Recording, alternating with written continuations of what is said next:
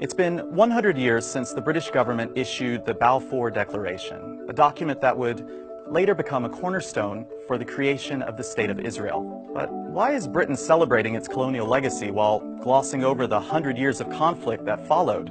Let's go back to November 2nd, 1917, when British Foreign Secretary Arthur Balfour sent a letter to Lord Walter Rothschild, a leader in the British Zionist Federation. Balfour's letter expressed sympathy for Jewish Zionist aspirations at the heart of Zionism, a political ideology calling for Jews to return to Palestine.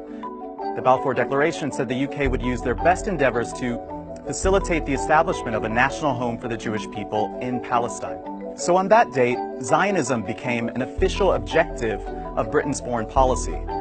But the British had no legal authority to establish a home or a state for anyone in lands that they didn't own, a land where 92% of the local population were Muslims and Christians who were never consulted. And even though they didn't own the land, the British would soon control it. The lines on the map were in flux. That's because, well, World War I was going on and British Allied troops were advancing on Palestine. Just a few weeks after the Balfour Declaration was issued, British General Edmund Allenby conquered Jerusalem. The British Prime Minister at the time, David Lloyd George, called its capture a Christmas present for the British people. During the war, the UK made a number of promises that it wouldn't keep. One was to the Sharif of Mecca, Hussein bin Ali. He's the great-great-grandfather of Jordan's King Abdullah II. Britain promised their support for a single, independent, and unified Arab state. And in return, he agreed to be part of a revolt against the Ottoman Caliphate. A second commitment was made to France under a secret agreement between colonial powers to divide up the Middle East between them. Under the Sykes-Picot Agreement, Palestine would be an international zone. But the agreement wasn't honored later on. Britain wanted Palestine for itself. Then came the third commitment, to the British Zionist Federation. Now this is the one that the British actually honored. Its ambiguous language created problems, but it was a deliberate choice to use the word home rather than state in the declaration.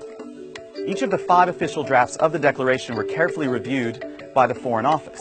The Zionist project in Palestine was one way for the British government to resolve the problem of growing anti-Semitism in Europe. It would also protect Britain's interests throughout the region. After the war, the 5 colonial powers at the time, the UK, France, Italy, the US, and Japan, gave Britain a mandate for Palestine. The British government and the Zionist movement made sure it included the wording of the Balfour Declaration. It then became international law, and the Balfour Declaration became a legal obligation for Britain.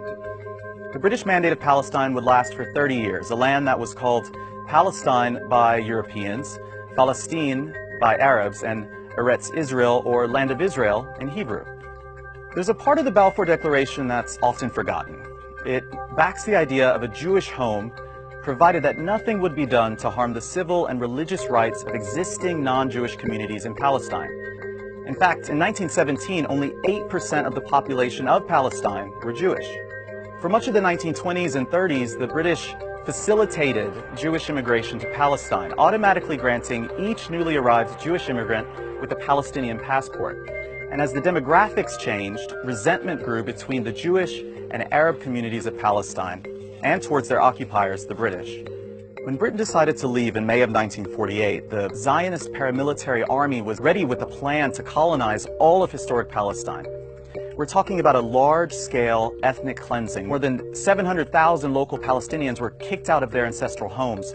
Hundreds of Arab villages were razed to the ground, and 15,000 Palestinians were killed that year in several massacres. All this happened while tens of thousands of British soldiers were still in Palestine. Zionists declared their own state on May 14, 1948, and began the process of wiping the word Palestine off the map and deleting it from the historic record. And that continues to this day. 12 million descendants of those indigenous Palestinians refer to Israel's violent birth as al-Nakba, or the catastrophe. And every year when Israelis celebrate their state, Palestinians mark the systematic destruction of their society. So, British celebrations of the Balfour Declaration are as problematic as the declaration itself. The British government is proud of its colonial legacy, even though it opened Pandora's box, putting in motion events that would lead to future wars between its allies. And while celebrating this British declaration, Israel cannot escape its own colonial past, which continues to the present. Palestinians and Arabs call the Balfour Declaration one of the most shameful documents ever created by a colonial power. They're demanding that Britain apologize for it, not celebrate it.